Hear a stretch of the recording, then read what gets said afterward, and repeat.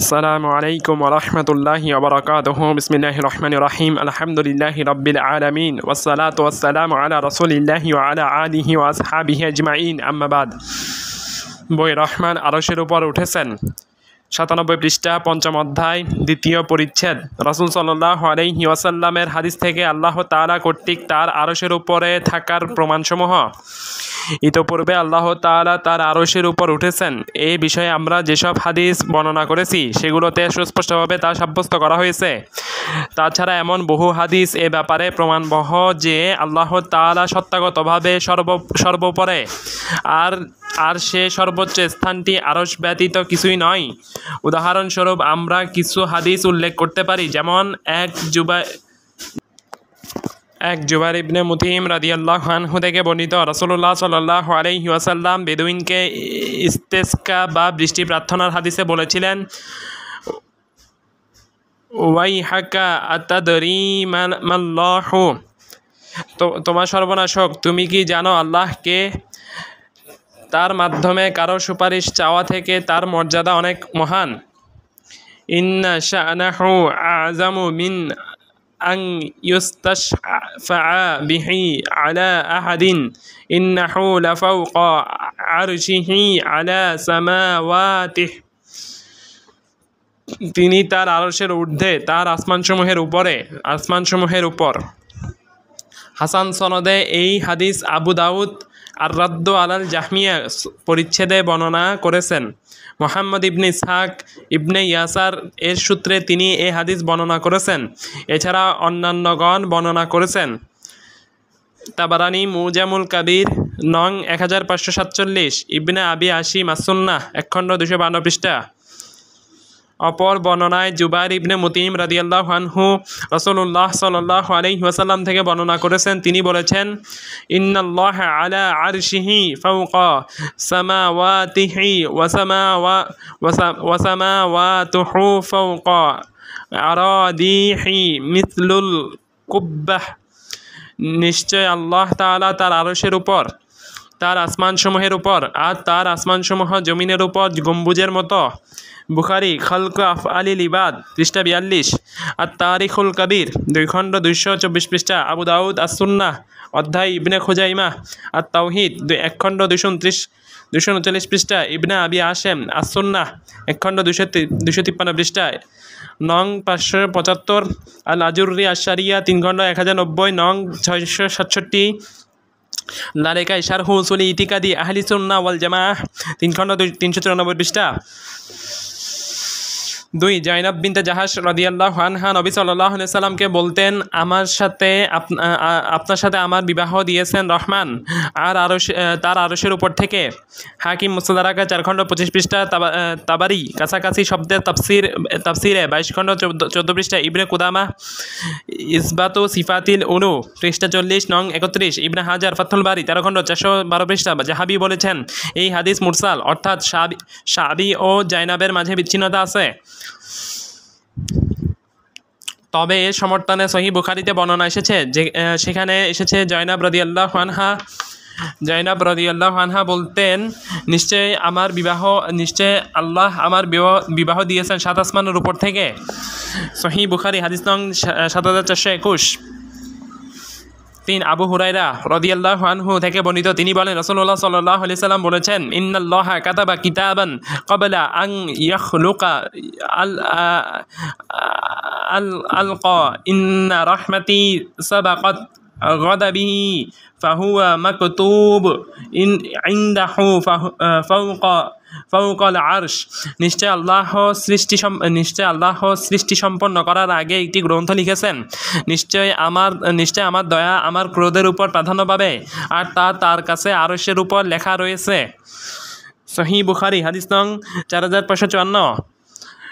4 মিরাজের হাদিসে এই অলৌকিক ঘটনাটিতে আল্লাহ তাআলা সর্বোপরে থাকা সত্তা কতভাবে যে বোঝা যায় তা যে কোনো চিন্তাশীল মানুষ সহজেই বুঝতে পারে। যেমন কোনো হাদিসে এসেছে, নবী সাল্লাল্লাহু আলাইহি ওয়াসাল্লাম আসমানসমূহ অতিক্রম করলেন, আসমানের পর আসমান, অবশেষে তিনি তার রবের নিকট পৌঁছলেন।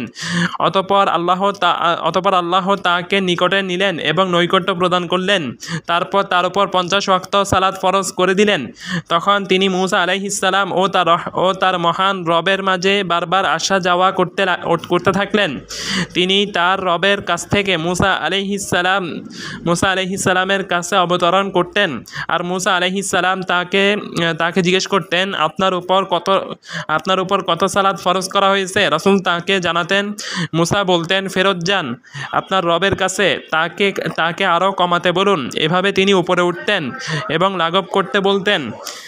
সহিহ বুখারী হাদিস নং 3035, 3674, সহিহ মুসলিম হাদিস নং 164। অপর বর্ণনায় আনাস রাদিয়াল্লাহু আনহু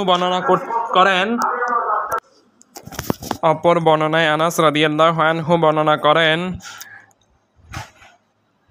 তারপর তাকে ওঠানো হলো, অর্থাৎ জিবরিল তাকে নিয়ে এর উপরে উঠলেন এতদূর যে তা আল্লাহ ব্যতীত কেউ জানে না। অবশেষে তিনি সিদরাতুল মুনতাহা সীমানার বরই গাছ অতিক্রম করলেন, আর মহান দাপুটে রব তার নিকট হলেন, তারপর আরও নিকট হলেন, এমনকি তা থেকে 2 ধনুক বা তার চেয়েও নিকটে হলেন। অতঃপর তিনি তার কাছে ওহী পাঠালেন, যা ওহী করার, রাতে দিনে 50 ওয়াক্ত সালাতের। অতঃপর তিনি নামতে থাকলেন। অবশেষে যখন মূসার কাছে আসলেন, তিনি তাকে আটকালেন। তখন মূসা বললেন, হে মুহাম্মদ, আপনার রব আপনার নিকট থেকে কি অঙ্গীকার নিয়েছেন? রাসূল বললেন, দিনে রাতে 50 ওয়াক্ত সালাতের অঙ্গীকার নিয়েছেন।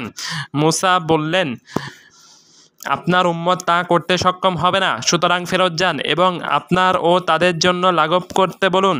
তখন নবী সাল্লাল্লাহু আলাইহি ওয়াসাল্লাম জিবরিলের দিকে তাকালেন, যেন তার কাছে এ ব্যাপারে পরামর্শ চাচ্ছেন। তখন জিবরিল তার দিকে হাসূচক ইঙ্গিত করলেন যে, হ্যাঁ, যদি আপনি চান। অতঃপর জিবরিল তাকে নিয়ে মহান দাপুটে রবের কাছে উপরে গেলেন। তখন রাসূল তাকে বললেন, রাসূল তখন তার সে স্থানে দাঁড়ালেন যেখানে পূর্বে ছিলেন এবং বললেন, হে রব, আমাদের থেকে লাঘব করুন। সহিহ বুখারী হাদিস নং 7517।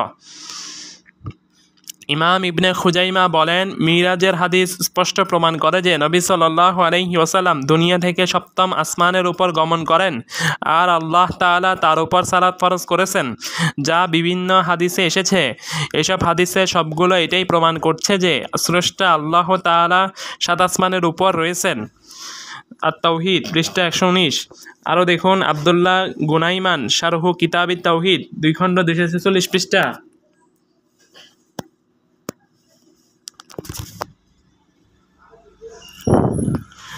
5 সাদ ইবনে মুআজ রাদিয়াল্লাহু আনহু কর্তৃক বনু কুরাইজার বিচারের ঘটনায় রাসূলুল্লাহ সাল্লাল্লাহু আলাইহি ওয়াসাল্লাম থেকে এসেছে।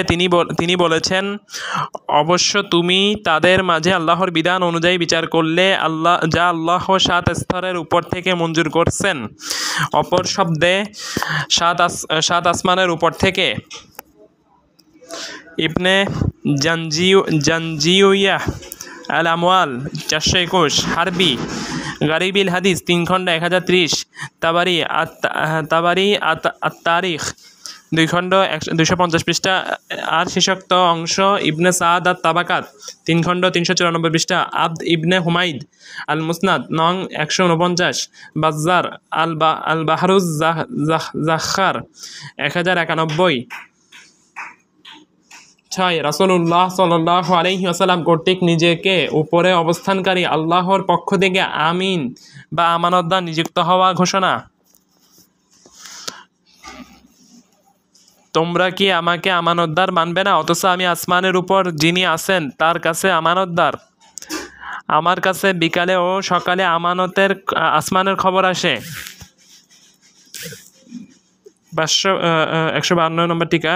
সহিহ বুখারী হাদিস নং 3037, সহিহ মুসলিম হাদিস নং 2637।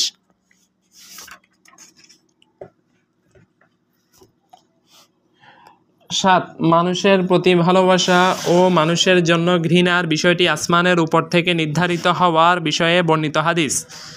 যখন আল্লাহ কোনো বান্দাকে ভালোবাসেন তখন তিনি জিবরিলকে ডেকে বলেন, নিশ্চয় আল্লাহ অমুককে ভালোবাসেন, সুতরাং তোমরাও তাকে ভালোবাসো। তখন তাকে আসমানের অধিবাসীরা ভালোবাসে। তারপর তার জন্য জমিনের বুকে গ্রহণযোগ্যতা ঢেলে দেওয়া হয়। সহিহ বুখারী হাদিস নং 3037, 7047।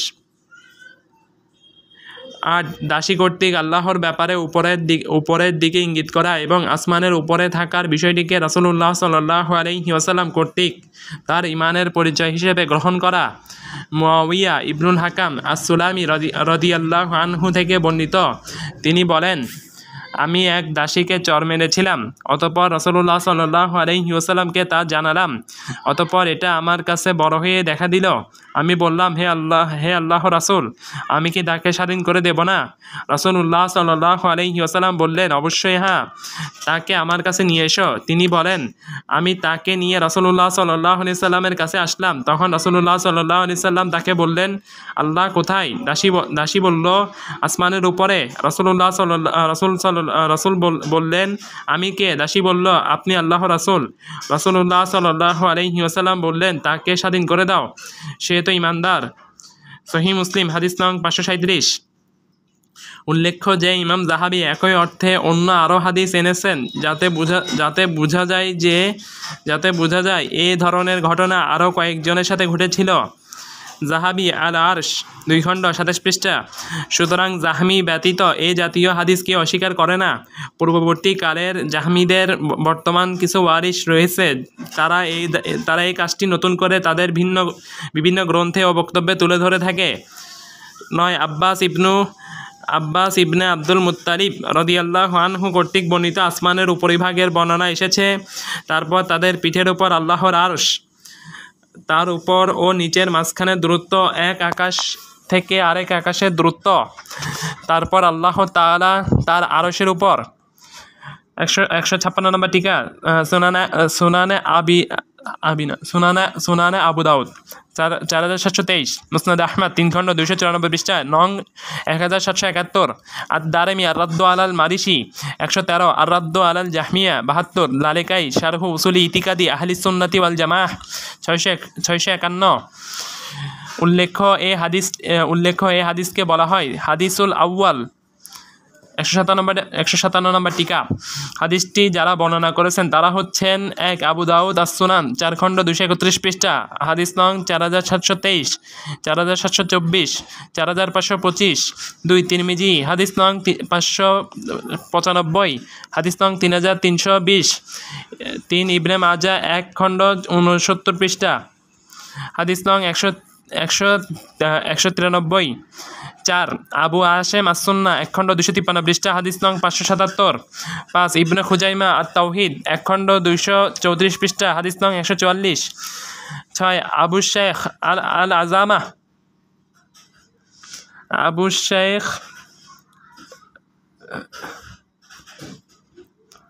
শেখ আল আজমাহ হাদিস নং 206।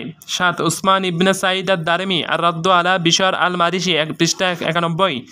8. আজুর্রি আশ-শারিয়াহ 2 খণ্ড 72 পৃষ্ঠা, নং 706, 707। 9. লালেকাই শারহু উসুলি ইতিকাদি আহলিস সুন্নাতি ওয়াল জামাআহ 3 খণ্ড 33 পৃষ্ঠা, নং 650, 651। 10. হাকিম আল মুস্তাদরাক 2 খণ্ড 501 পৃষ্ঠা। 11. বাইহাকি আল আসমা ওয়া সিফাত পৃষ্ঠা 576। 12. আহমদ ফিল মুসনাদ 1 খণ্ড 206 পৃষ্ঠা, হাদিস নং 1770, 1771। 13. আল উকাইলি আদ-দুআফাউল কাবীর 2 খণ্ড 284 পৃষ্ঠা ও 852 পৃষ্ঠা। 14. ইবনে আদি আল কামেল 7 খণ্ড 200 পৃষ্ঠা। 15. ইবনুল জাওজি আল ইলালুল মুতানাহিয়া 1 খণ্ড 23 পৃষ্ঠা, হাদিস নং 5-6। হাদিসটির সনদে 3টি দোষ নির্ধারণ করা হয়। 1. সিমাক ইবনে হারব বর্ণনাকারী রয়েছেন, তিনি আবদুল্লাহ ইবনে উমাইরা থেকে, তিনি আল আহনাফ ইবনে কায়েস থেকে, তিনি আব্বাস ইবনে আব্দুল মুত্তালিব থেকে, মুহাদ্দিসগণের সাধারণ নিয়ম হচ্ছে সিমাক ইবনে হারবের একক বর্ণনায় সমস্যা রয়েছে। 2 আব্দুল্লাহ ইবনে উমাইরাহ মাজহুলুল হাল বা তার সম্পর্কে ভালো বা মন্দ কিছুই জানা যায় না। 3 আব্দুল্লাহ ইবনে উমাইরাহ তিনি আল আহনাফ ইবনে কায়েস থেকে শুনতে পাননি। উপরোক্ত 3 দোষ দেখিয়ে যারা হাদিসটি গ্রহণ করেননি তারা হচ্ছেন 1 ইমাম ইবনুল জাওজি আল ইলালুল মুতানাহিয়া 1 খণ্ড 9 পৃষ্ঠা, 2 শেখ আলবানী সিলসিলাতুদ দয়ীফা 3 খণ্ড 398 পৃষ্ঠা, আল উলু পৃষ্ঠা 60। অপরদিকে যারা হাদিসটি গ্রহণ করেছেন তারা হচ্ছেন 1 ইবনু খুজাইমা আত তাওহীদ, 2 আল হাকিম আল মুস্তাদরাক, 3 শাইখুল ইসলাম ইবনে তাইমিয়া আল ওয়াসিতিয়া, 4 ইবনুল কাইয়িম ইজতিমাউল জুয়ুশ তাহজিবু সুনানি আবি দাউদ, 5 ইমাম জাহাবি তালখিসুল মুস্তাদরাক, আল উলু, আল আরশ, আল আরবাইন। তাদের বক্তব্য হচ্ছে তারা নিজেরা সহিহ হাদিস আনার শর্তে গ্রন্থ রচনা করেছেন। তার মধ্যে বিখ্যাত হচ্ছেন ইবনে খুজাইমা আত তাওহীদ গ্রন্থে। তিনি সেই গ্রন্থের ভূমিকায় শর্ত করেছেন যে তিনি সহিহ হাদিস ব্যতীত আনবেন না। তাই ইবনে খুজাইমা হাদিসটি আনয়ন করার কারণে ইমাম হাকিম আর নাইসাপুরি, ইবনে তাইমিয়া, হাফেজ জাহাবি, ইবনুল কাইয়িম সহ সহিহ আকীদাহর বিখ্যাত আলেমগণ এই হাদিসটিকে বর্ণনা করেন। তারা সেটা সরাসরি দলিল হিসেবে না আনলেও অপর হাদিসের শাহেদ বা সামর্থ্যবোধক দলিল হিসেবে নিয়ে এসেছেন। আলেমগণের মধ্যে ব্যাপক মতভেদ রয়েছে। আমরা এখানে সেটাকে দলিল হিসেবে নিয়ে আসিনি, কেবল শাহেদ বা সম অর্থের প্রমাণ হিসেবে তুলে ধরেছি মাত্র। আরও যদি এ হাদিসের ব্যাপারে কথা থাকে তাহলে তিনি তা গ্রহণ না করলেও আমাদের সমস্যা নাই। বরং এই হাদিস ব্যতীত বহু হাদিস রয়েছে যা আমাদের দলিলের জন্য যথেষ্ট। 10 আসমানের উপরে আল্লাহকে বর্ণনা করে রাসূলুল্লাহ সাল্লাল্লাহু আলাইহি ওয়াসাল্লাম বিভিন্ন হাদিসে স্পষ্টভাবে বলেছেন। যেমন দুনিয়াবাসীর প্রতি দয়াবান হওয়ার কথা বলেছেন, যাতে এসেছে যারা দয়া করে রহমান তাদেরকে দয়া করেন, তোমরা জমিনবাসীদের দয়া করো, যিনি আসমানের উপর আছেন তিনিও তোমাদের দয়া করবেন। তিরমিজি হাদিস নং 1924, সুনানে আবু দাউদ 4941, আহমদ 11 খণ্ড 33 পৃষ্ঠা নং 6494। অপর বর্ণনায় যে কেউ জমিনবাসীর প্রতি দয়া করে না তার প্রতি আসমানের উপরে যিনি আছেন তিনিও দয়া করেন না। আর দারিমি আর রদ্দ আলাল জাহমিয়া পৃষ্ঠা 25, জাহাবি আল উলু পৃষ্ঠা 84। অপর বর্ণনা এসেছে জমিনে যারা আছে তাদের প্রতি তুমি দয়া করো, তাহলে আসমানের উপরে যিনি আছেন তিনি তোমার প্রতি দয়া করবেন। তায়ালিসি হাদিস নং 333, তাবারানি আল কাবির 2502, আল ওয়াসাত 1384, ওয়াসাগির 281। স্বামীর কথা না শুনলে স্ত্রীর কেমন পাপ হয় তা বর্ণনায় বলেছেন, যার হাতে আমার প্রাণ তার শপথ করে বলছি, কোনো পুরুষ যখন তার স্ত্রীকে বিছানায় ডাকে আর তার স্ত্রী তা প্রতিপালন করতে অস্বীকৃতি জানায় তখন যিনি আসমানের উপরে আছেন তিনি সেই নারীর উপর ক্রোধান্বিত হন যতক্ষণ না সেই পুরুষটি নারীর প্রতি সন্তুষ্ট হচ্ছে।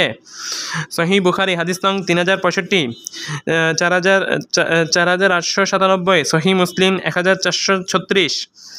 অপর হাদিসে এসেছে ইব্রাহিম আলাইহিস সালাম যখন আগুনে নিক্ষেপ করা হয় তখন তিনি বলেছিলেন, আল্লাহুম্মা ইন্নাকা ওয়াহিদুন ফিস সামাই ওয়া আনা ওয়াহিদুন ফিল আরদি আ'বুদুকা। হে আল্লাহ, নিশ্চয় আপনি আসমানের উপর একজন আর আমি জমিন। অপর হাদিসে এসেছে ইব্রাহিম আলাইহিস সালামকে যখন আগুনে নিক্ষেপ করা হয় তখন তিনি বলেছিলেন, আল্লাহুম্মা ইন্নাকা ওয়াহিদুন ফিস সামাই ওয়া আনা ওয়াহিদুন ফিল আরদি ওয়া আ'বুদুকা। হে আল্লাহ, নিশ্চয় আপনি আসমানের উপর একজন আর আমি জমিনে একজন যে আপনার ইবাদত করি। দারিমি আর রদ্দু আলাল বিশর আল মারিশি পৃষ্ঠা 75, আবু নুআইম আল হিলিয়া 1 খণ্ড 19 পৃষ্ঠা, খতিব তারিকে বাগদাদি 10 খণ্ড 346 পৃষ্ঠা। ইমাম জাহাবি বলেন এর সনদ হাসান। আল উলু, আল আরশ, আল আরাইন। অনুরূপভাবে মানাউই আত তাইসির গ্রন্থে হাদিসটিকে হাসান বলেছেন, 2 খণ্ড 302 পৃষ্ঠা। অপর হাদিসে এসেছে যখন তোমাদের কেউ কোনো অসুখ অনুভব করবে তখন তার ভাই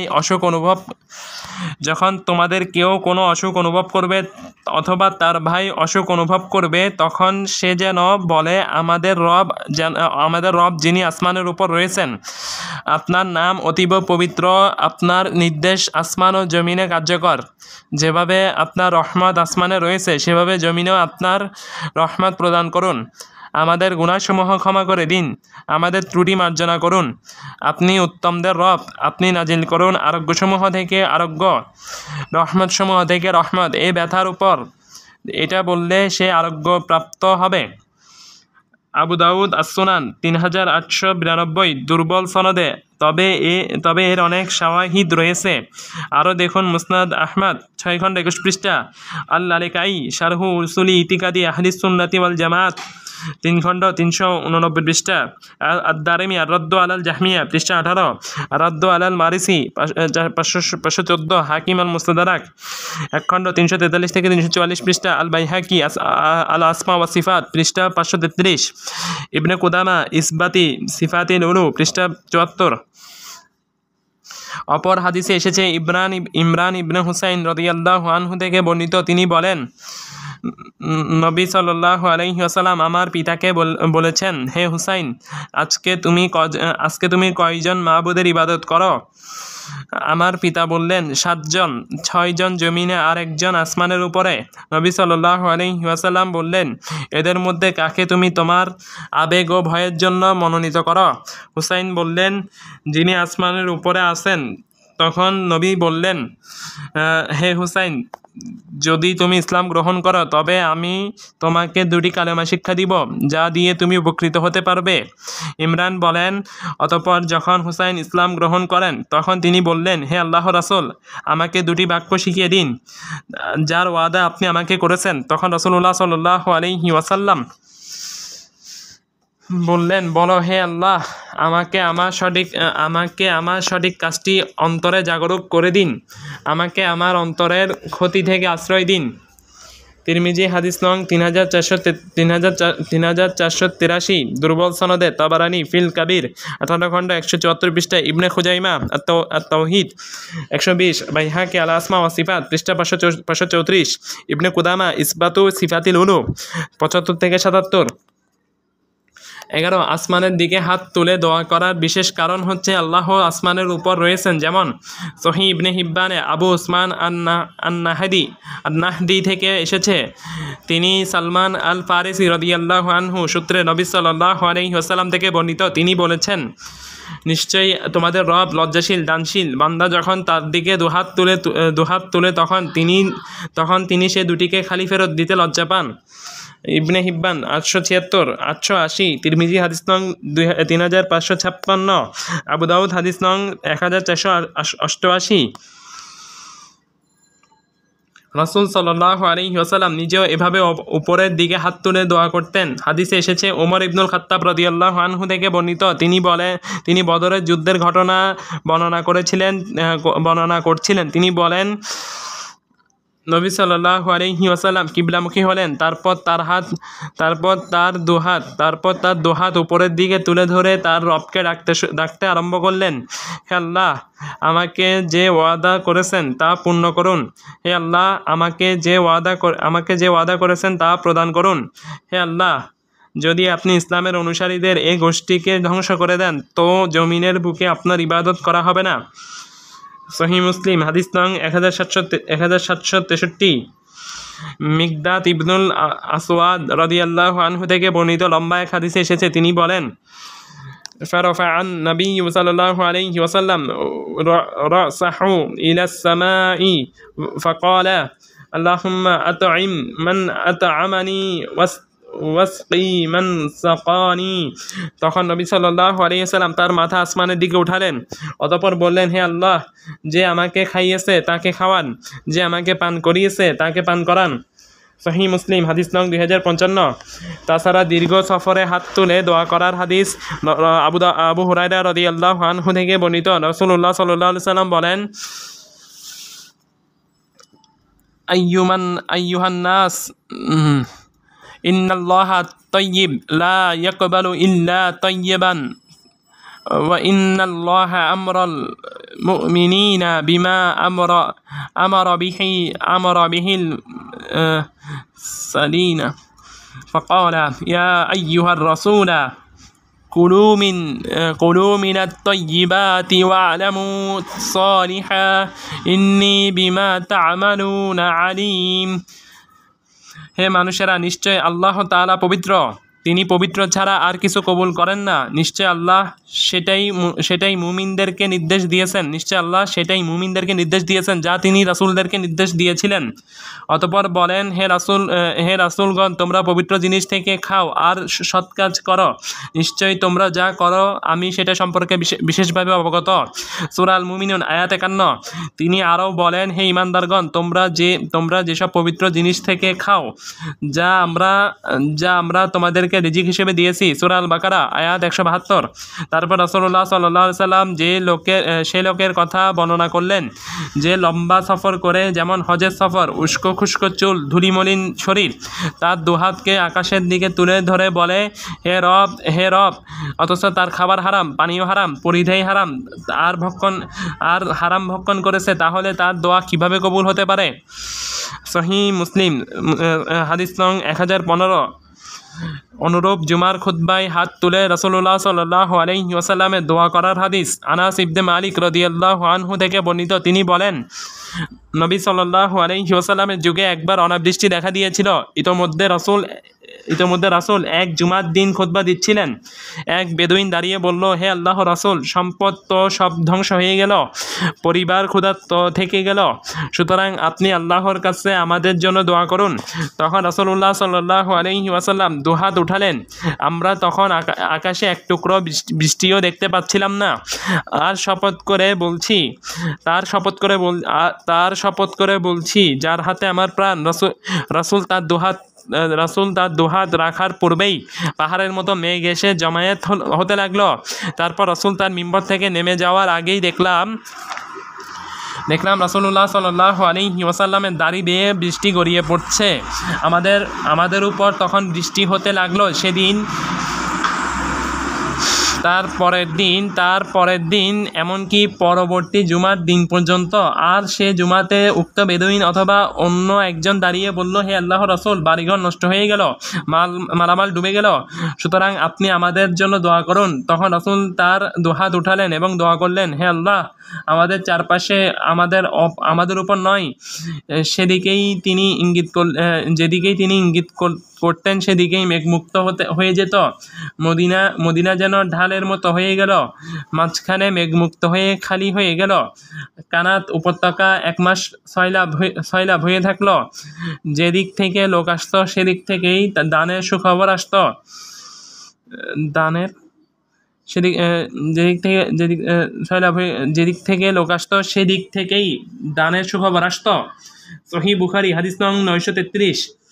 এছাড়া আরও বহু হাদিসে আমরা দেখতে পাই রাসূলুল্লাহ সাল্লাল্লাহু আলাইহি ওয়াসাল্লাম উপরের দিকে, আকাশের দিকে হাত তুলে দোয়া করতেন।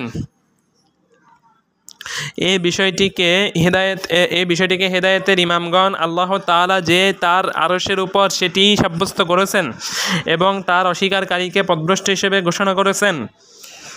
দেখুন, ইবনে আবি শাইবা আল আরশ, আবুল হাসান আল আশআরি আল ইবানা 97 থেকে 98, ইবনে আব্দুল বার তামহিদ 7 খণ্ড 134 পৃষ্ঠা, ইবনে কুদামা আল মাকদেসি ইসবাতি সিফাতিল উলু 63। 12 বান্দার আমল আল্লাহ তাআলার দিকে উত্থিত হয়, তার প্রমাণ সদকা আল্লাহর দিকে উত্থিত হওয়া। সহিহ বুখারী ও মুসলিমে আবু হুরায়রা রাদিয়াল্লাহু আনহু থেকে বর্ণিত, রাসূলুল্লাহ সাল্লাল্লাহু আলাইহি ওয়াসাল্লাম বলেছেন, যে কেউ হালাল অর্জন করে, একটি খেজুর মূল্য পরিমাণ সদকা করে, আর আল্লাহ তাআলার দিকে হালাল ছাড়া কিছু উত্থিত হয় না, আল্লাহ তাআলা সেটাকে তার ডান হাতে গ্রহণ করেন, তারপর সেটাকে তার দানকারীর জন্য লালন করে তুলেন, যেমন তোমাদের কেউ অশ্বশাবককে লালন করে, এমন কি সেটা পরিণত হয় পাহাড়ের মতো? সহিহ বুখারী হাদিস নং 1344, সহিহ মুসলিম হাদিস নং 1014। অপর হাদিসে এসেছে ওসামা ইবনে জায়েদ রাদিয়াল্লাহু আনহু থেকে বর্ণিত, তিনি বলেন, আমি বললাম, হে আল্লাহর রাসূল, আপনাকে আমি শাবান মাসে যত সওম রাখতে দেখি অন্য মাসে সেরকম সওম রাখতে দেখি না। রাসূলুল্লাহ সাল্লাল্লাহু আলাইহি ওয়াসাল্লাম বললেন, এটি এমন একটি মাস যাতে মানুষ সওম পালন থেকে উদাসীন হয়ে যায়, যা রজব ও রমাদান মাসে অবস্থিত। আর এটি এমন একটি মাস যাতে রব্বুল আলামিনের দরবারে আমলসমূহ পেশ করা হয়। সুতরাং আমি চাই আমার আমল পেশ করা হবে তখন আমি সওমরত অবস্থায় আছি। মুসনাদ আহমদ 36 খণ্ড 85 থেকে 86 নং 21753, নাসাই নং 2357, 2358, আবু নুআইম ফিল হিলিয়া 9 খণ্ড 18 পৃষ্ঠা, দিয়া আল মাকদিসি আল মুক্তারা 1356, ইবনে আবি শাইবা আল মুসান্নাফ হাদিস নং 9858।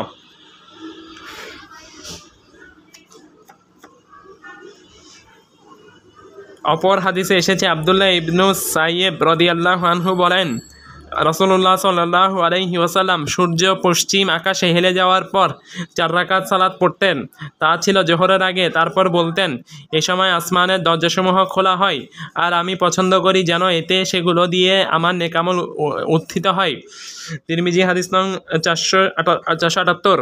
অপর হাদিসে এসেছে রিফাআহ রাদিয়াল্লাহু আনহু সালাতের মধ্যে রুকু থেকে মাথা উঠানোর পরে দোয়া করে বলেছিলেন রব্বানা লাকাল হামদু হামদান কাসীরান তাইয়িবান মুবারাকান ফীহি মুবারাকান আলাইহি কামা ইউহিব্বু রাব্বুনা ওয়া ইয়ারদা।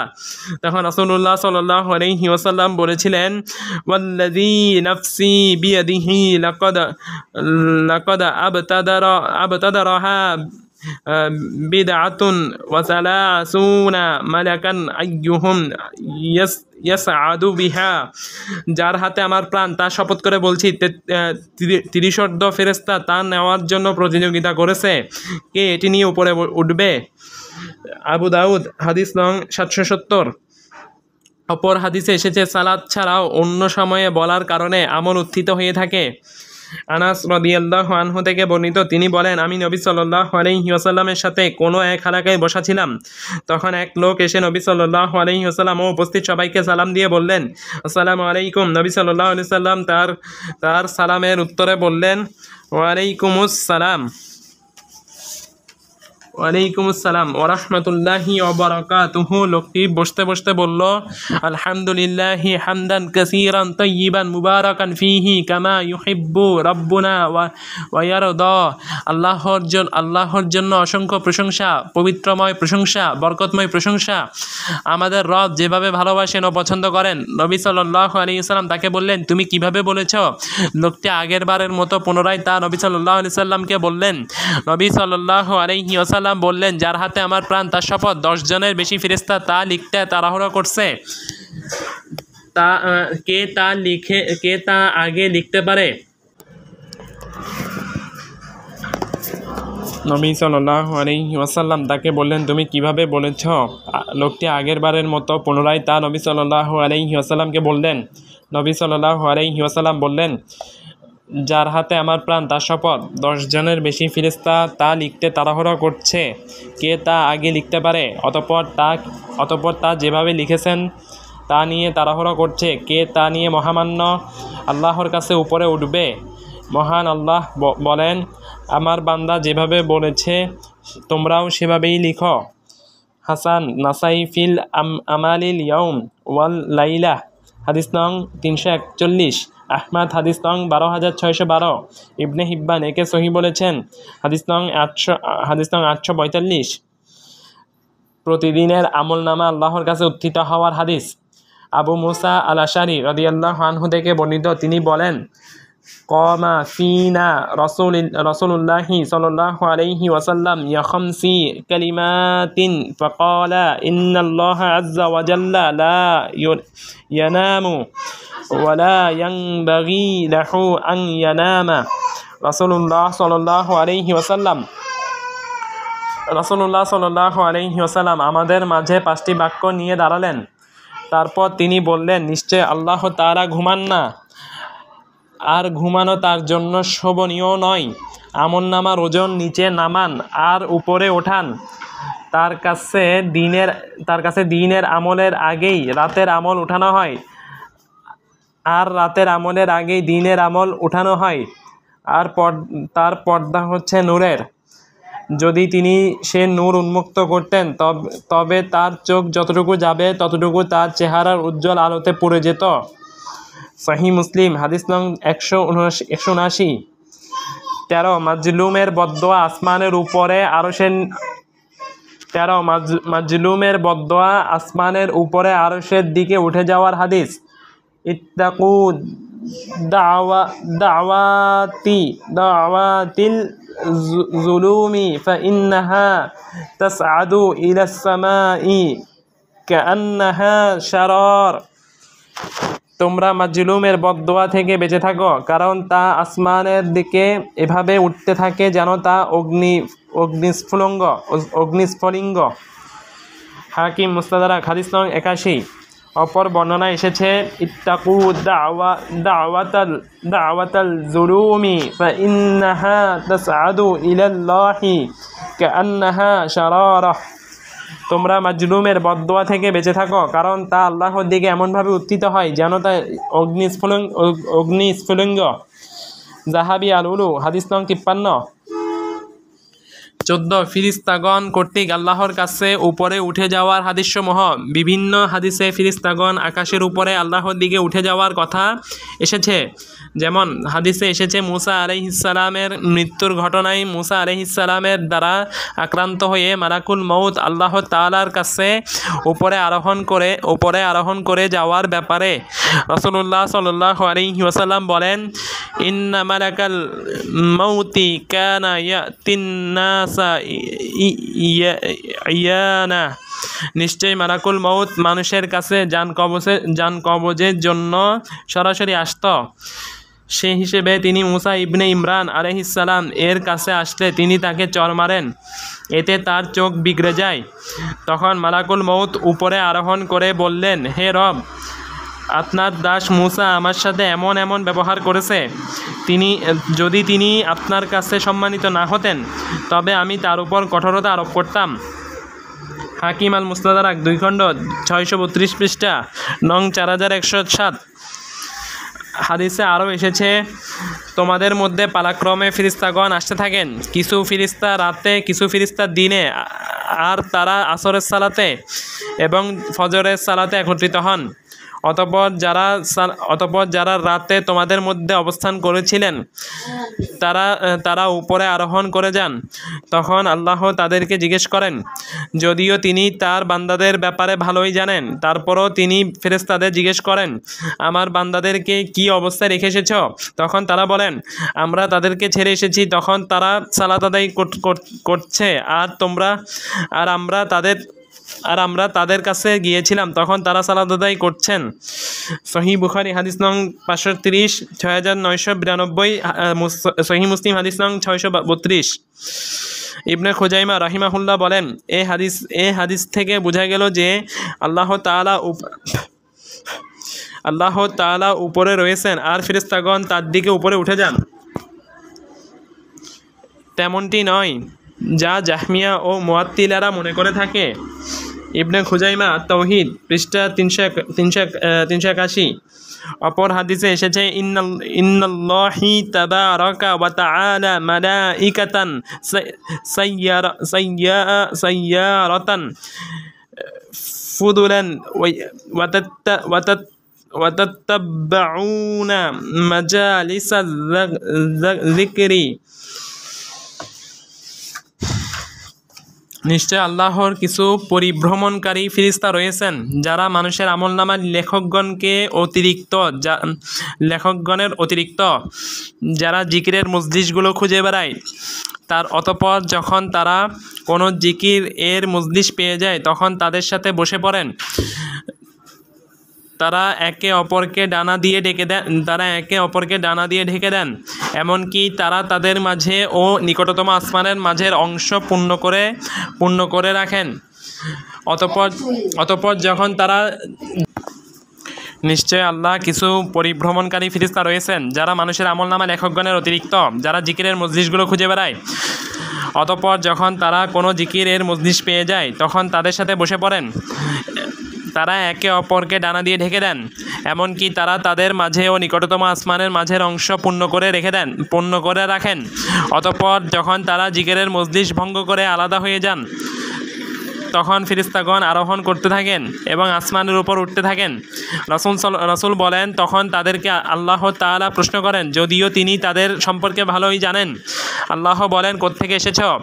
তখন তারা বলে, আমরা আপনার কাছে এসেছি।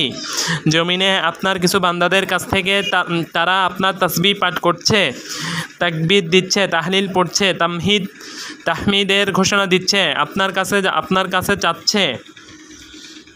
সহিহ মুসলিম হাদিস নং 2689। শেখ হামুদ তোয়াইজিরি রহিমাহুল্লাহ বলেন, এর দ্বারা বোঝা গেল যে আল্লাহ তাআলার জন্য উপরের দিক সাব্যস্ত হবে। আর সিরাজুল ওয়াহাজ 10 খণ্ড 567 পৃষ্ঠা। 15 আল্লাহর নিকটে যাওয়া, তার নিকট কিছু চাওয়া, তার নিকট জবাবদিহি করা, তার নিকট গচ্ছিত করে রাখার জন্য দোয়া করা। যেমন কিয়ামতের দিন শাফাআতের বড় হাদিসে এসেছে। আনাস ইবনে মালিক রাদিয়াল্লাহু আনহু বলেন, নবী সাল্লাল্লাহু আলাইহি ওয়াসাল্লাম বলেন, অতঃপর আমি আমার রবের কাছে প্রবেশ করব, তখন তিনি তার আরশের উপর থাকবেন। সহিহ বুখারীর অপর বর্ণনায়, অতঃপর আমি আমার রবের কাছে প্রবেশের অনুমতি চাইব, তখন তিনি তার বাড়িতে থাকবেন। অতঃপর আমাকে তার কাছে প্রবেশের অনুমতি দেওয়া হবে। অপর বর্ণনায়, অতঃপর লোকেরা আমার কাছে আসবে আর আমি আরশের নিচে গিয়ে সাজদায় পড়ে যাব। তখন বলা হবে, হে মুহাম্মদ, আপনার মাথা উঠান, আপনি সুপারিশ করুন। আপনার সুপারিশ গ্রহণ করা হবে। আপনি চান, আপনাকে প্রদান করা হবে। প্রথম বর্ণনাটি ইবনে কুদামা ইসবাতি সিফাতুল উলু 41, জাহাবি আল উলু 57। আর দ্বিতীয় বর্ণনাটি বুখারীর হাদিস নং 7002। তালিকভাবে আর তৃতীয় বর্ণনাটি বুখারীর হাদিস নং 3340, সহিহ মুসলিম হাদিস নং 193। এই হাদিস দ্বারা কি আল্লাহর জন্য নির্দিষ্ট স্থান সর্বোচ্চ আরশ সাব্যস্ত হচ্ছে না? অপর বর্ণনা এসেছে আবু হুরায়রা রাদিয়াল্লাহু আনহু সূত্রে নবী সাল্লাল্লাহু আলাইহি সাল্লাম থেকে বর্ণিত। তিনি বলেন, আমি হব কিয়ামতের দিন মানবকুলের নেতা। অতঃপর তিনি শাফাআতের দীর্ঘ হাদিসটি উল্লেখ করেন। সেই হাদিসে রয়েছে, তখন আমি আরশের নিচে এসে আমার রবের সামনে সাজদা দিয়ে পড়ে থাকব। তারপর আল্লাহ তাআলা তার প্রশংসা ও গুণাগুণের এমন সুন্দর নিয়ম আমার সামনে তুলে দিবেন যা এর পূর্বে অন্য কারোর জন্য খোলেননি। মুত্তাফাকুন আলাইহি। বর্ণনায় বুখারী হাদিস নং 4412, মুসলিম হাদিস নং 194। অনুরূপ কিয়ামতের দিন প্রতিটি বনি আদমকে 5টি জিনিস সম্পর্কে আল্লাহ তাআলার নিকট জবাবদিহি করতে হবে। হাদিসে এসেছে, বনি আদমের পা কিয়ামতের দিন তার রবের নিকট স্থানচ্যুত হবে না যতক্ষণ 5টি জিনিস সম্পর্কে প্রশ্ন করা না হবে। তার জীবন কোথায় সে তা ব্যয় করেছে, তার যৌবন সে কিসে ক্ষয় করেছে, তার সম্পদ কোত্থেকে অর্জন করেছে আর কিসে খরচ করেছে, আর যে ইলম বা জ্ঞান সে অর্জন করেছে তাতে কি আমল করেছে। তিরমিজি হাদিস নং 2416। আল্লাহর সামনে দাঁড়াতে হলে আল্লাহর জন্য নির্দিষ্ট স্থান নির্ধারণ করা লাগবেই। অপর হাদিসে সাজদাহর দোয়াতে এসেছে, আল্লাহুম্মা, হে আল্লাহ, আমার জন্য এটার বিনিময়ে আপনার কাছে সওয়াব লিখুন, আমার জন্য এটার বিনিময়ে গুনাহ ক্ষয়ের ব্যবস্থা করুন, আমার জন্য এটাকে আপনার কাছে গচ্ছিত সম্পদ হিসেবে লিখে রাখুন, আর আমার থেকে তা কবুল করুন, যেমন আপনি কবুল করেছেন আপনার দাস দাউদের কাছ থেকে। তিরমিজি হাদিস নং 584। আল্লাহ তাআলা হাসরের দিন তার কোনো বান্দাকে নিজের দিকে ডেকে নিয়ে তার উপর বিশেষ পর্দা ফেলে তাকে প্রশ্ন করবেন। আর এটা জানা কথা যে এ জিজ্ঞাসার জন্য তাকে অবশ্যই আরশ থেকে হাসরের মাঠে আসতে হবে। সেটার পুরো ধরন আমার জানা জানা নেই, কিন্তু কানাফ বা নিজের দিকে ডেকে নিয়ে বিশেষভাবে জিজ্ঞেস করবেন, এটা আমরা বিশ্বাস করি। হাদিসে এসেছে ইন্নাল্লাহা ইয়াদুনিল মুমিন, নিশ্চয় আল্লাহ তাআলা মুমিন বান্দাকে কাছে ডেকে আনবেন, তারপর তাকে তার দিকে এনে তাকে বিশেষভাবে ডেকে নেবেন। তারপর বলবেন, তুমি কি এ গুনাহের স্বীকৃতি দিচ্ছ? তুমি কি এ গুনাহের স্বীকৃতি দাও? তখন সে বলবে, হ্যাঁ হে আমার রব। অতঃপর যখন তার কাছ থেকে তার গুনাহের স্বীকৃতি আদায় করে নেবেন, আর আর আর সে মনে করবে যে তার বুঝি ধ্বংস অনিবার্য, তখন আল্লাহ বলবেন, আমি সেটা তোমার উপর দুনিয়ার বুকে ঢেকে রেখেছিলাম, আর আজকে আমি সেটা তোমার জন্য ক্ষমা করে দিলাম।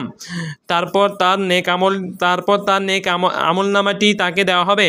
কিন্তু কাফির ও মুনাফিক তাদের ব্যাপারে সাক্ষীগণ বলবেন, এরাই তো সে সম্প্রদায় যারা তাদের রবের উপর মিথ্যারোপ করেছে।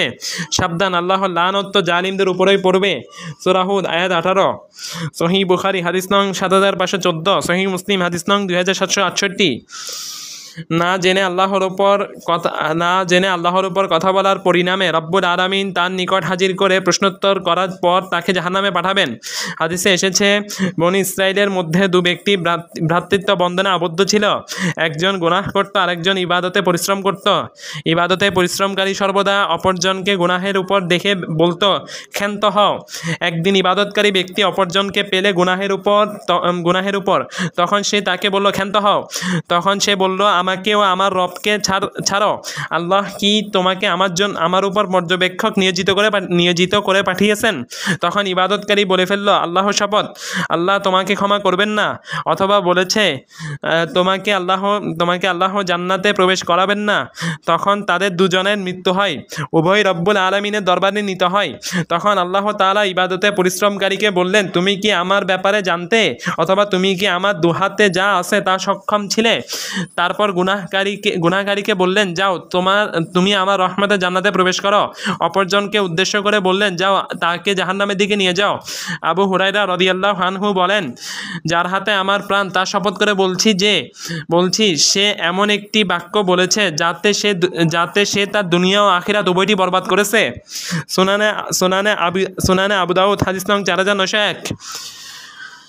তাহলে হাদিস থেকে বোঝা গেল যে আল্লাহ তাআলার কাছে নিতে হয়েছে। আল্লাহ তাআলা তাদের প্রশ্ন করেছেন, এসবই কি প্রমাণ করে না যে আল্লাহ তাআলার নির্দিষ্ট স্থান রয়েছে, আর তা তো আরশ ছাড়া আর কিছু নয়? আল্লাহ তার নিকট যারা আছেন তাদের কাছে ভালো লোকদের কথা আলোচনা করেন। হাদিসে এসেছে, ইন্না মিন জালালিল্লাহি মিম্মা তাযকুরু তাসবিহা ওয়াত তাহমিদা ওয়াত তাহলিলা লায়াং আতিফনা হাওলাল আরশি। নিশ্চয় তোমরা যেসব তাসবিহ, তাহমিদ ও তাহলিল করো, সেগুলোর দ্বারা আল্লাহর মাহাত্ম্য ও সম্মান প্রকাশ করা হয়। সেগুলো আরশের চারপাশে ঘুরতে থাকে, তাদের গুঞ্জন থাকে মৌমাছির গুঞ্জনের মতো। যারা এগুলো বলেছে তাদের কথা সে স্মরণ করাতেই থাকে। তোমাদের কেউ কি পছন্দ করো না যে তার জন্য আল্লাহর নিকট তা থাকবে যা তাকে তার কাছে স্মরণ করাবো? সুনানে ইবনে মাজাহ হাদিস নং 3809। আল্লাহ জিকির করলে আল্লাহ তাআলাও তার নিকটে যারা আছেন তাদের কাছে জিকিরকারীর কথা স্মরণ করেন। হাদিসে এসেছে, ওয়ামা জাতামা কওমুন, আর যখনই কোনো গোষ্ঠী আল্লাহর ঘরসমূহ থেকে কোনো ঘরে একত্রিত হয়, আল্লাহর কিতাব তেলাওয়াত করে, ফি বাইতিন মিন বুয়ুতিল্লাহ ইয়াতলুনা কিতাবাল্লাহ ওয়া ইয়াতাদারাসুনাহু বাইনাহুম। আর যখন এই কোনো গোষ্ঠী আল্লাহর ঘরসমূহ থেকে কোনো ঘরে একত্রিত হয়, আল্লাহর কিতাব তেলাওয়াত করে, তা নিয়ে তাদের মাঝে পাঠ্যাভ্যাস করে, তখনই তাদের উপর প্রশান্তি নাজিল হয়, রহমত তাদেরকে ঢেলে দেয়। ফেরেশতারা তাদেরকে ঘিরে রাখেন আর প্রশান্তি নাজিল হয়, রহমত তাদেরকে ঘিরে দেয়। ফেরেশতারা তাদেরকে ঘিরে রাখেন, আর আল্লাহ তার কাছে যারা আছেন তাদের কাছে এদের কথা আলোচনা করেন। আর যার আমল তাকে দেরি করাবে, বংশ তাকে এগিয়ে দিবে না। সহিহ মুসলিম হাদিস নং 2699। ফিরিস্তাগণ আল্লাহর নিকট কাতারবন্দি হয়ে দাঁড়ায়। যদি আল্লাহ তাআলা আরশের উপর না থাকেন, তাহলে ফিরিস্তারা কোথায় কাতারবন্দি হয়ে দাঁড়ায়? হাদিসে এসেছে, হাদিসে এসেছে তোমরা কি তেমন কাতার করবে না যেমন কাতার ফেরেশতাগণ তাদের রবের নিকট করে থাকে। তখন আমরা বললাম, হে আল্লাহ রাসূল, কিভাবে ফেরেশতাগণ তাদের রবের নিকট কাতার করে? রাসূল বললেন, তারা প্রথম কাতারগুলো আগে পূরণ করে এবং কাতারে শীষে ঢালা প্রাচীরের ন্যায় ফাঁক না রেখে দাঁড়ান। সহিহ মুসলিম হাদিস নং 430, সুনানে আবু দাউদ হাদিস নং 661, আহমদ মুসনাদ 5 খণ্ড 101 পৃষ্ঠা। 16 হাদিসে শহীদদের আত্মাকে জান্নাতে প্রবেশ করানোর মাধ্যমে সম্মানিত করার পাশাপাশি আল্লাহ তাদের প্রতি উপর থেকে তাকিয়ে জিজ্ঞেস করার বিষয়টি এসেছে। সেখানে ইত্তেলা বলা হয়েছে, যা দ্বারা বোঝা যায় মহান আল্লাহ তার আরশের উপর থেকে তাদের দিকে তাকাবেন। যেমন এক হাদিসে এসেছে, রাসূল সাল্লাল্লাহু আলাইহি ওয়াসাল্লাম বলেন, আরওয়াহুহুম ফি জাওফি তাইরিন খুদরিন লাহা কনাদিলু মুআল্লাকাত, তাদের রূহকে প্রদান করা হবে সবুজ পাখির পেটে, যেগুলোর জন্য রয়েছে এমন ঝাড়বাতিসমূহ যা আরশের সাথে লটকে আছে। জান্নাতের সর্বত্র যেখানে ইচ্ছা সে ঘুরে বেড়ায়। তারপর যেসব ঝাড়বাতিসমূহে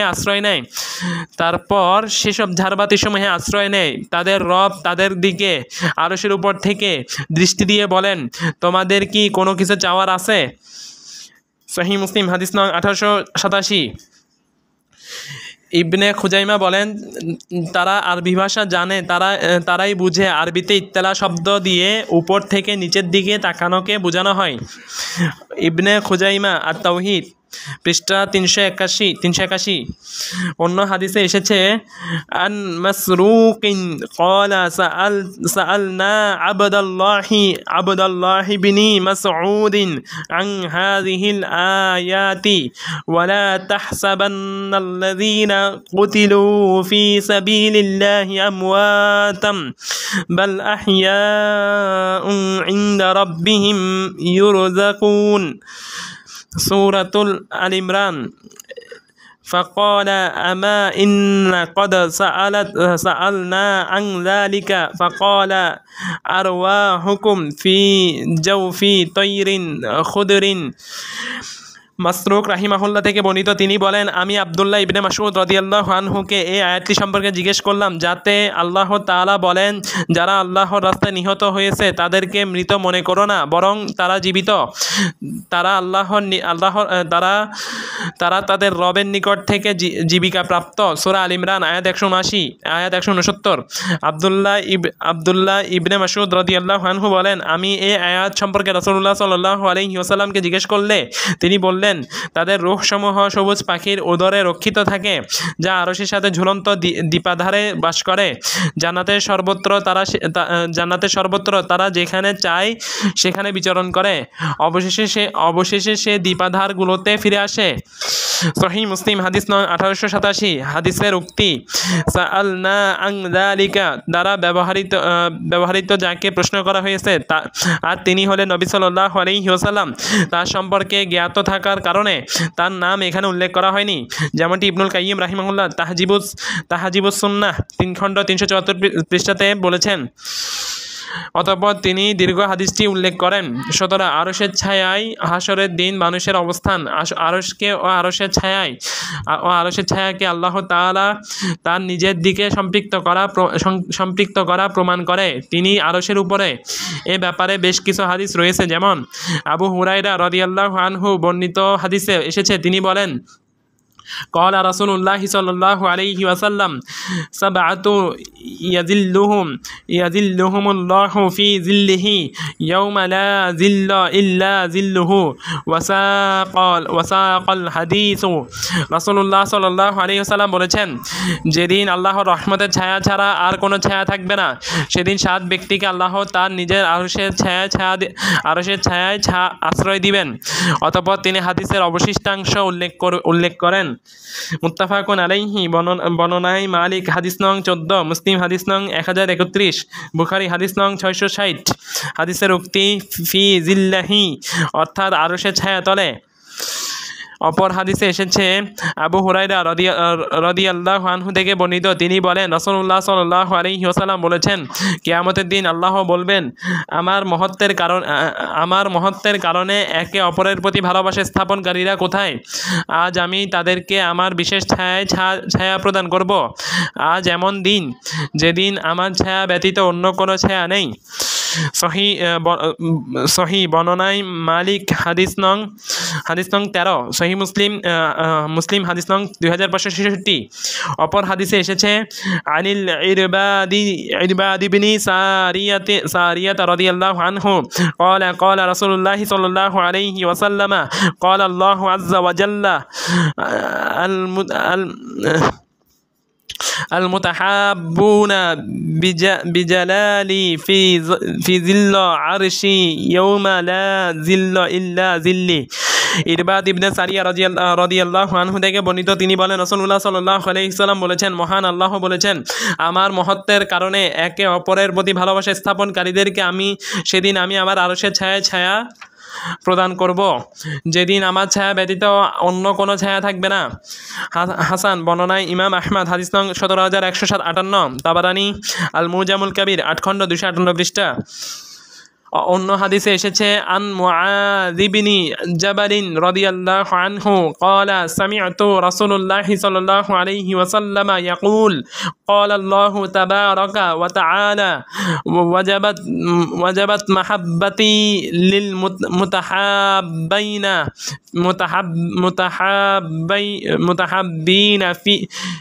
فيا والتجالسين في মুআয ইবনে জাবাল রাদিয়াল্লাহু আনহু থেকে বর্ণিত, তিনি বলেন, আমি রাসূলুল্লাহ সাল্লাল্লাহু আলাইহি সাল্লামকে বলতে শুনেছি, আল্লাহ তাবারাকা ওয়া তাআলা বলেছেন, আমার ভালোবাসা সেই সমস্ত লোকের জন্য ওয়াজিব হয়ে গেছে যারা আমার সন্তুষ্টির জন্য পরস্পরকে ভালোবাসে, আমারই জন্য একত্রে বসে, আমারই জন্য একে অন্যের সাথে সাক্ষাৎ করে এবং আমারই জন্য একে অন্যের জন্য ব্যয় করে। সহি বর্ণনায় মালিক হাদিস নং 16, চুল বিষয়ক অধ্যায়। অন্য হাদিসে এসেছে ইবনে ওমর রাদিয়াল্লাহু আনহুমা থেকে বর্ণিত, তিনি বলেন রাসূলুল্লাহ সাল্লাল্লাহু আলাইহি ওয়াসাল্লাম বলেছেন, আল্লাহর এমন কতিপয় বান্দা রয়েছেন যারা নবী রাসূল নন, আবার শহীদ নন, কিন্তু কিয়ামতের দিন আল্লাহ তাআলার নৈকট্য লাভ ও কাছাকাছি বসা দেখে শহীদগণ ও নবী রাসূলগণ ঈর্ষা করবেন। তখন একজন বেদুইন হাঁটু গেড়ে বসে পড়ল আর বলল, হে আল্লাহর রাসূল, তাদের গুণাবলী বর্ণনা করুন। রাসূলুল্লাহ সাল্লাল্লাহু আলাইহি ওয়াসাল্লাম বললেন, তারা বিভিন্ন গোত্র থেকে উত্থিত অসহায় সাধারণ পরিচিত মানুষ, যারা আল্লাহর সন্তুষ্টির জন্য পরস্পরে বন্ধুত্ব স্থাপন করেছে, তারাই সন্তুষ্টির জন্য পরস্পরকে ভালোবেসেছে। মহান আল্লাহ কিয়ামতের দিন তাদের জন্য নূরের মিম্বার স্থাপন করবেন। সেদিন সমস্ত লোকজন ভীত সন্ত্রস্ত ও পেরেশান থাকবে, কিন্তু তারা ভয় পাবে না। তারা হলো মহান আল্লাহর বন্ধু, যাদের কোনো ভয় নেই, আর তারা পেরেশানও হবে না। সহি বর্ণনায় হাকিম 4 খণ্ড 170 থেকে 171। অপর হাদিসে এসেছে আন আবি মালিকিল আশআরিয়া قال كنت عند رسول الله صلى الله عليه وسلم فنزلت هذه الآيات يا أيها الذين آمنوا لا تسألوا عن أشياء إن تبد لكم তাসুকুম।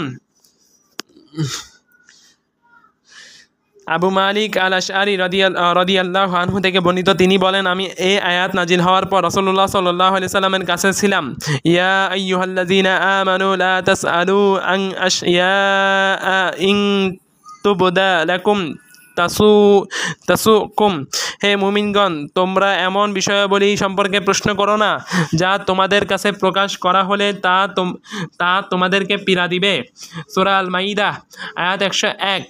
তারা বললেন, আমরা তখনও তাকে প্রশ্ন করে যাচ্ছিলাম। রাসূলুল্লাহ সাল্লাল্লাহু আলাইহি ওয়াসাল্লাম বললেন, আল্লাহর এমন কতিপয় বান্দা রয়েছেন যারা নবী রাসূল নন, আবার শহীদ নন, কিন্তু কিয়ামতের দিন আল্লাহ তাআলা নৈকট্য লাভ ও তার সন্নিকটে আসন দেখে নবী রাসূলগণ ও শহীদগণ তাদেরকে ঈর্ষা করবেন। বর্ণনাকারী বলেন, উপস্থিত লোকদের এক প্রান্তে একজন বেদুইন লোক ছিল। সে উঠে দাঁড়ালো, তার চেহারায় মাটি ছুঁড়ে মারল। এক প্রান্তে এক বেদুইন লোক ছিল, সে উঠে দাঁড়ালো, তার চেহারায় মাটি ছুঁড়ে মারল এবং দুই হাতে মাটি নিক্ষেপ করলো। অতঃপর সে বলল, হে আল্লাহর রাসূল, তারা কারা? তাদের সম্পর্কে আমাদেরকে বলুন। বর্ণনাকারী বলেন, আমি রাসূলুল্লাহ সাল্লাল্লাহু আলাইহি ওয়াসাল্লামের চেহারা হাস্যোজ্জ্বল দেখতে পেলাম।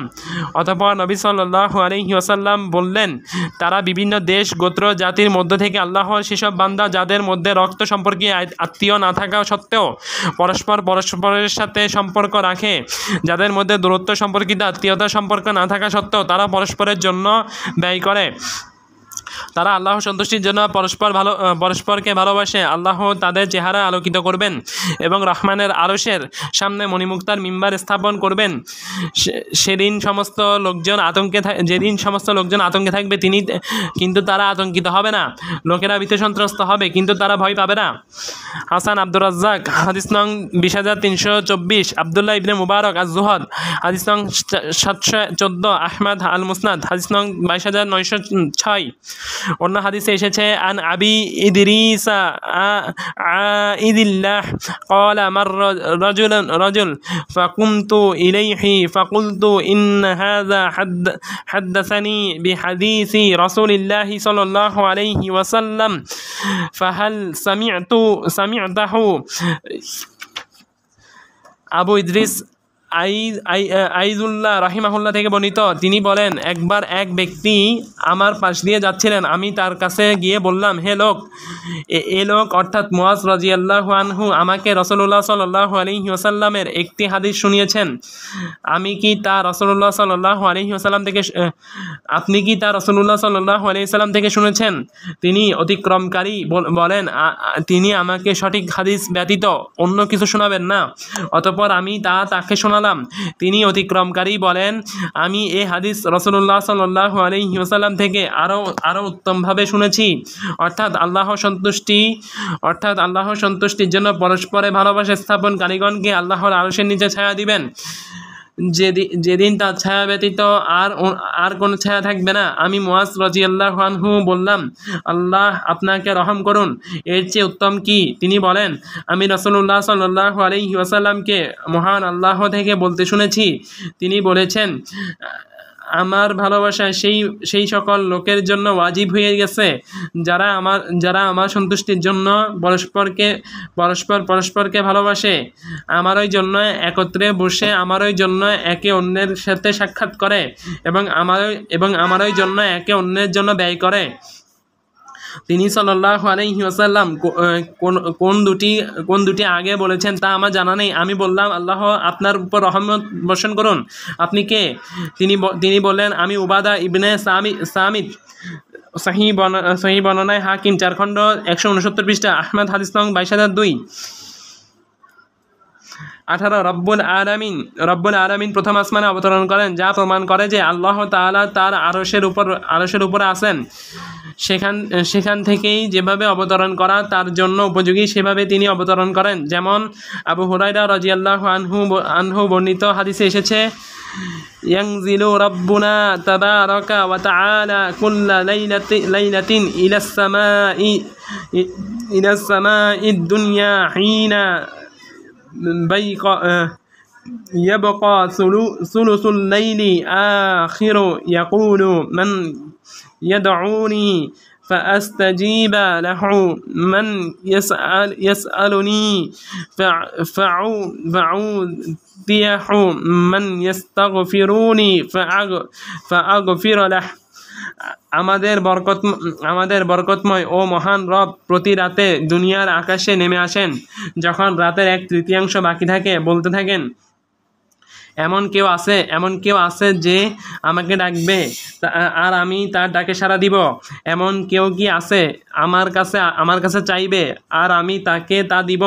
এমন কেউ কি আছে যে আমার কাছে ক্ষমা চাইবে আর আমি তাকে ক্ষমা করে দিব? সহিহ বুখারী, হাদিস নং 1145। সহিহ মুসলিম, হাদিস নং 758। ইমাম ইবনে খুজাইমা রাহিমাহুল্লাহর অপর একটি হাদিস ইবনে মাসউদ রাদিয়াল্লাহু আনহু থেকে বর্ণনা করেন, রাসূলুল্লাহ সাল্লাল্লাহু আলাইহি ওয়াসাল্লাম বলেছেন, ইযা কানা সুলুসুল লাইলিল বাকি ইয়াহবিতুল্লাহু আযজা ওয়া জাল্লা ইলাস সামাঈদ দুনিয়া সুম্মা তুফতাহু আবওয়াবুস সামাঈ সুম্মা ইয়াবসুতু ইয়াদাহু ফায়াকুলু হাল মিন সাইলিন يعطى سؤله فلا يزال كذلك حتى يطلع الفجر যখন রাতের 1/3 বাকি থাকে তখন মহান আল্লাহ নিকটতম আসমানে নেমে আসেন আর আসমানের দরজাসমূহ খোলা হয়। তারপর মহান আল্লাহ তার হাত প্রসারিত করে দেন এবং বলেন, এমন কোনো যাঞ্চাকারী কি আছে যাকে তার প্রার্থিত জিনিস দেওয়া হবে? এরকমই তিনি থাকেন যতক্ষণ না সুবহে সাদিক উদিত হচ্ছে। ইবনে খুজাইমা 89, মুসনাদ আহমদ 1 খণ্ড 388 পৃষ্ঠা 446 পৃষ্ঠা, আল আজুরি আশ-শারিয়াহ নং 312। অপর হাদিসে এসেছে রিফাআহ আল জুহানি রাদিয়াল্লাহু আনহু থেকে বর্ণিত, তিনি বলেন, কুনা মা'a রাসূলিল্লাহি সাল্লাল্লাহু আলাইহি ওয়াসাল্লাম ওয়া ক্বালা ইযা মাদা নিসফুল লাইলি আও ক্বালা সুলুসুহু ইয়ানজিলুল্লাহু আযজা ওয়া জাল্লা ইলাস সামাঈদ দুনিয়া ফায়াকুলু লা আসআলু আন ইবাদি গায়রি মান আল্লাযী ইয়াস্তাগফিরুনি ফাআগফির লাহু। আমরা রাসূলুল্লাহ সাল্লাল্লাহু আলাইহি ওয়াসাল্লামের সাথে অগ্রসর হলাম, তখন তিনি বললেন, যখন অর্ধরাত্রি কিংবা বলেছেন রাত্রির 1/3 গত হয় তখন মহান আল্লাহ নিকটতম আসমানে নেমে আসে বলতে থাকেন, আমার বান্দাদের ব্যাপারে আমি নিজে ব্যতীত কেউ জিজ্ঞেস করবে না, এমন কে আছে যে আমার কাছে ক্ষমা চাইবে ফলে আমি তাকে ক্ষমা করে দিব? এমন কে আছে যে আমাকে ডাকবে আর আমি তার ডাকে সাড়া দিব? এমন কে আছে যে আমার কাছে চাইবে ফলে আমি তাকে দিব? যতক্ষণ না সকালের আলো বের হচ্ছে ততক্ষণ তিনি এটা বলতে থাকেন। আল আজুরি আশ-শারিয়াহ 3 খণ্ড 1138 পৃষ্ঠা নং 711। আর ইমাম মুসলিম আবু সাঈদ আল খুদরি ও আবু হুরায়রা রাদিয়াল্লাহু আনহুমার বর্ণনা নিয়ে এসেছেন। আবু সাঈদ আল খুদরি ও আবু হুরায়রা রাদিয়াল্লাহু আনহুমা থেকে বর্ণিত, তারা বলেন, রাসূলুল্লাহ সাল্লাল্লাহু আলাইহি ওয়াসাল্লাম বলেছেন, আল্লাহ তাআলা অবকাশ দেন বা দেরি করেন না। এভাবে যখন রাতের প্রথম 1/3 অতিক্রম হয়ে যায় তখন তিনি দুনিয়ার নিকটবর্তী আসমানে নেমে এসে বলতে থাকেন, কোনো ক্ষমা প্রার্থনাকারী আছে কি যে ক্ষমা প্রার্থনা করবে আর আমি তাকে ক্ষমা করব? কোনো তওবাকারী আছে কি যে তওবা করবে আর আমি তার তওবা কবুল করব? কোনো প্রার্থনাকারী আছে কি যে প্রার্থনা করবে আর আমি তার প্রার্থনা কবুল করব? কোনো আহ্বানকারী আছে কি আমি যার আহ্বানে সাড়া দিব? এভাবে ফজরের ওয়াক্ত পর্যন্ত তিনি বলতে থাকেন। সহিহ বর্ণনায় মুসলিম হাদিস নং 758 172। ইমাম মুসলিমের অপর বর্ণনা এসেছে আবু হুরায়রা রাদিয়াল্লাহু আনহু থেকে বর্ণিত, তিনি বলেন, রাসূলুল্লাহ সাল্লাল্লাহু আলাইহি ওয়াসাল্লাম বলেছেন, রাতের অর্ধেকের সময় অথবা শেষ 1/3 অবশিষ্ট থাকতে মহান আল্লাহ দুনিয়ার আসমানে অবতরণ করে বলতে থাকেন, কে আছে আহ্বানকারী, আহ্বান করো, আমি তার আহ্বানে সাড়া দিব, অথবা কে আছে প্রার্থনাকারী, প্রার্থনা করে, আমি তাকে দান করব। এরপর আল্লাহ তাআলা বলতে থাকেন, এমন সত্তাকে কে কর্য দিবে যিনি কখনো ফকির বা দরিদ্র হবেন না বা জুলুম করতে পারেন না? সহিহ বর্ণনায় মুসলিম হাদিস নং 758/171। অপর হাদিসে আলী রাদিয়াল্লাহু আনহু থেকে এসেছে, আলী ইবনে আবু তালিব রাদিয়াল্লাহু আনহু থেকে বর্ণিত, তিনি বলেন, রাসূলুল্লাহ সাল্লাল্লাহু আলাইহি ওয়াসাল্লাম বলেছেন, যদি আমার উম্মতের জন্য কষ্টকর না হতো তবে আমি প্রত্যেক সালাতের পূর্বে মিসওয়াক করার আদেশ দিতাম আর ইশার সালাত রাতের 1/3 বিলম্ব করে পড়তে নির্দেশ দিতাম, কেননা যখন রাতের প্রথম 1/3 শেষ হয় তখন আল্লাহ তাবারক ওয়া তাআলা দুনিয়ার আসমানে নেমে আসেন। ফজর হওয়া পর্যন্ত তিনি বলতে থাকেন, হে কে আসো প্রার্থনা করার, আমার কাছে প্রার্থনা করো, আমি তাকে দান করব। কে আসো আহ্বান করার, আমাকে ডাকো, আমি তার ডাকে সাড়া দিব। কে আসো শাফায়াত প্রার্থনাকারী, শাফাত চাও, আমি শাফাত করব। হ্যাঁ, কে আসো গুনাহ থেকে তওবাকারী, গুনাহ থেকে তওবা করো, আমি ক্ষমা করব। হাসান বর্ণনায় আল বাজ্জার হাদিস নং 478, আহমদ হাদিস নং 968, দারেমি হাদিস নং 1492, দারাকুতনি আন নুজুল হাদিস নং 1। অপর বর্ণনায় জুবাইর ইবনে মুতিম রাদিয়াল্লাহু আনহু থেকে এসেছে, নাফি ইবনে জুবাইর রাহিমাহুল্লাহ তার পিতা সূত্রে নবী সাল্লাল্লাহু আলাইহি ওয়াসাল্লাম থেকে বর্ণিত, তিনি বলেছেন, মহান আল্লাহ প্রতি রাতে দুনিয়ার আসমানে অবতরণ করে বলতে থাকেন, কেউ কি প্রার্থনাকারী আসো, তাকে আমি দান করব, কোনো ক্ষমা প্রার্থনাকারী আসো, আমি তাকে ক্ষমা করব। এভাবে তিনি ফজর উদিত হওয়া পর্যন্ত বলতে থাকেন।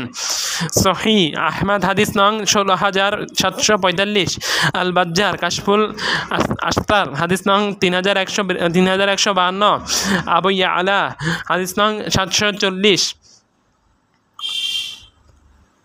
এই অবতরণের হাদিসসমূহের ব্যাখ্যায় ইমামগণ আল্লাহ তাআলার আরশের উপর ওঠা এবং সেখানে থাকা সাব্যস্ত করেছেন। যেমন ইমাম শাফিঈ বলেন, সে সুন্নাত তথা নীতির উপর কথা বলেছি যার উপর আমি রয়েছি এবং আমাদের সাথীদের পেয়েছি। হাদিসের অনুসারীগণকে যাদেরকে আমি দেখেছি, যাদের থেকে হাদিস গ্রহণ করেছি, যেমন সুফিয়ান, মালিক ও অন্যান্যরা ছিলেন, তা হচ্ছে লা ইলাহা ইল্লাল্লাহ, আল্লাহ ব্যতীত হক কোনো মাবুদ নেই, এবং মুহাম্মদ রাসূলুল্লাহ, মুহাম্মদ আল্লাহর রাসূল, এই কথা সাক্ষ্য প্রদানের স্বীকৃতি দেওয়া। আর নিশ্চয় আল্লাহ তার আরশের উপর, তার আসমানের উপর যেভাবে ইচ্ছা তার সৃষ্টির নিকটে যান, আর আল্লাহ তাআলা নিকটতম আসমানে যেভাবে ইচ্ছা নামেন। আল ওয়াসিয়াত 54। ইমাম উসমান ইবনে সাঈদ আদ-দারিমি বলেন, রাসূলুল্লাহ সাল্লাল্লাহু আলাইহি ওয়াসাল্লাম থেকে রব্বুল আলামিনের অবতরণ সংক্রান্ত যেসব আসাদ এসেছে তা প্রমাণ করছে যে আল্লাহ তাআলা আসমানের উপর, তার আরশের উপরে তার সৃষ্টি থেকে আলাদা। আর রাদ্দু আলাল জাহমিয়া 73। ইমাম তাবারি বলেন, আর আল্লাহ সুবহানাহু ওয়া তাআলা প্রতি রাতে নেমে আসেন এবং নিকটতম আসমানে নেমে আসেন, কারণ রাসূলুল্লাহ সাল্লাল্লাহু আলাইহি সাল্লামের হাদিস দ্বারা তা সাব্যস্ত হয়েছে। আত-তাফসীর ফিল মালিদিন,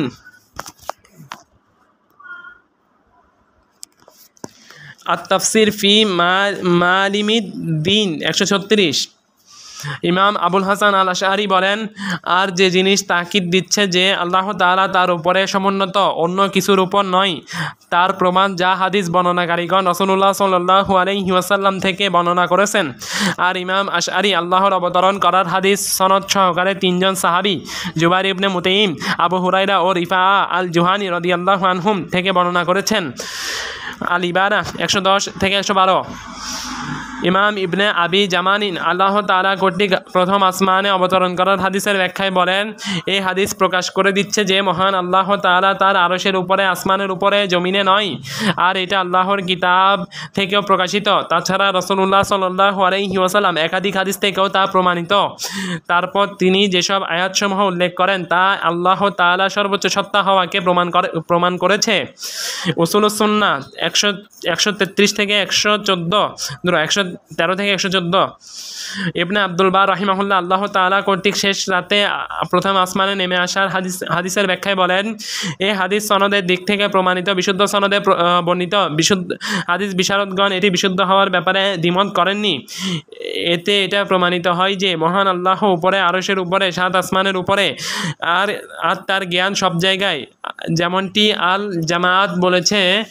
আহলুস সুন্নাত ও আহলুল ফিকহ ওয়াল আসার, আল ইস্তেজকার 8 খণ্ড 148 পৃষ্ঠা। শাইখুল ইসলাম ইবনে তাইমিয়া বলেন, সুন্নাহ ও হাদিসের সাথে সম্পর্ক রাখে এমন কেউ আল্লাহ তাআলার অবতরণের হাদিস ও অনুরূপ হাদিসগুলোর ভাষ্যের অপব্যাখ্যা করেছে, যাতে রব্বুল আলামিনের আবশ্যক কর্মের কথা এসেছে, যেমন আগমন করা, আসা, অবতরণ করা ইত্যাদি। তারপর তিনি এসব অপব্যাখ্যার যথাযোগ্য উত্তর দিয়ে আল্লাহ তাআলার জন্য এই গুণাবলী সাব্যস্ত করেছেন। মাজমুল ফাতাওয়া 5 খণ্ড 397 পৃষ্ঠা।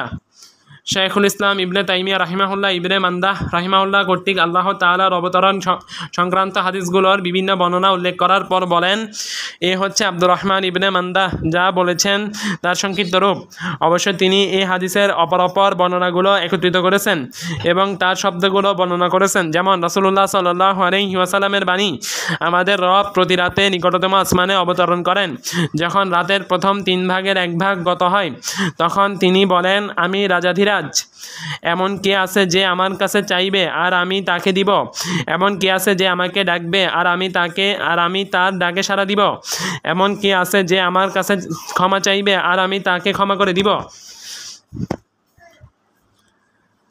এরকমই সুবহে সাদিক পর্যন্ত তিনি বলতে থাকেন। অপর শব্দে এসেছে, যখন রাতের 2/3 অবশিষ্ট থাকে রব নিকটতম আসমানে নাজিল হন। অপর শব্দে এসেছে, অবশেষে যখন সুবহে সাদিকের আলো এসে পড়ে তখন তিনি উপরে উঠে যান।